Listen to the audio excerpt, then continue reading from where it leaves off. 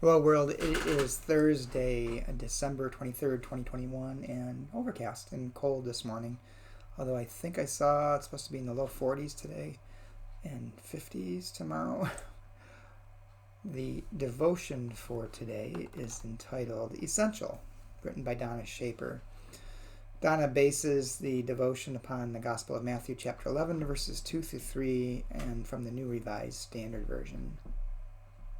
When John, who was in prison, heard about the deeds of the Messiah, he sent his disciples to ask Jesus, "Are you the one who is to come, or are we to wait for another?" And Donna writes, "Last year, my corona-induced prison stay shifted the day I saw the Sunday New York Times headline, 'An awakening in America is prying at racism's grip.' We opened our church building to be a sanctuary for protesters on the south side of Washington Square Park. We couldn't not offer bathrooms and water bottles in support for the protesters. My job as an elder was to stay inside and clean the bathrooms, while all masked up.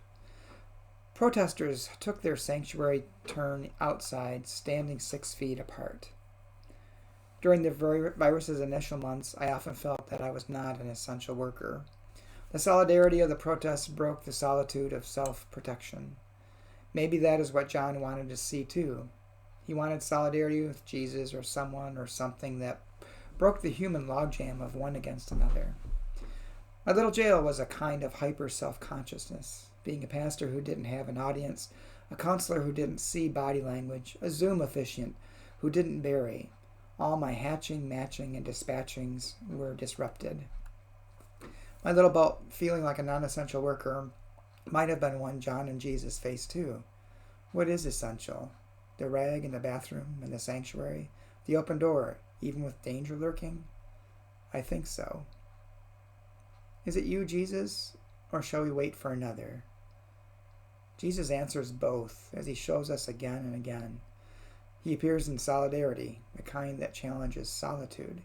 He appears in rags, bathrooms, and water bottles. He draws near, one advent after another. And the prayer. Wake us up again and again, O God, and don't make us wait so long between visits. Amen.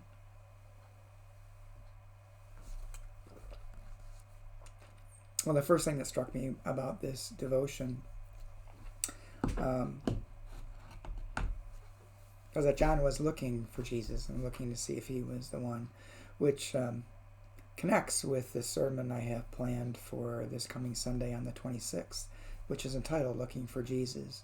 And it's about the story from Luke in which Jesus, as a 12-year-old, kind of stays behind in the temple, talking and conversing and listening to the teachers there.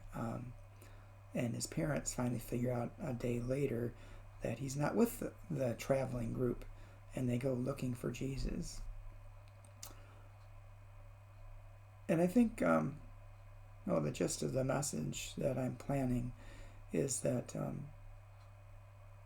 to find Jesus is to look for Jesus in the world, active in the world. And we find Jesus active in those who are helping, kind of like Donna was doing with helping the protesters. She's a pastor, and yet she was cleaning toilets and passing out water bottles to protesters. She may have seen Jesus in the protesters themselves, because they are protesting unequal treatment to certain people because of the color of their skin. And I think that's important to us, is to not think like she implies in the devotion in her prayer about wake us up again, O God, and don't make us wait again between visits. Because it's not up to God to show us Jesus, but it's up to us to find Jesus, to be looking for Jesus in the world, even in ourselves. Because we can be the living presence of God, of Jesus, for someone when we help and when we try to change unfair systems and unjust systems. Hope you have a good day. Today is Thursday. Tomorrow is Friday. I'm going to be a little busy this weekend. This has been a busy week to begin with anyway. So I probably won't do any devotionals again until Monday. But I hope you'll join us on Friday evening. We have a Christmas Eve service. There's a musical concert beginning at 7:30, and then at 8 o'clock the actual service begins. But please come for the concert as well. I think you'll find it inspiring. It's a half an hour of wonderful Christmas music, singing and instruments, organ pieces, lots of different things going on. I think you'd enjoy it. And then join us on Sunday morning on the 26th. 10:15 music starts, 10:30 roughly the service begins. Hope you have a good weekend. Hope you have a blessed Christmas, and I hope to see you soon.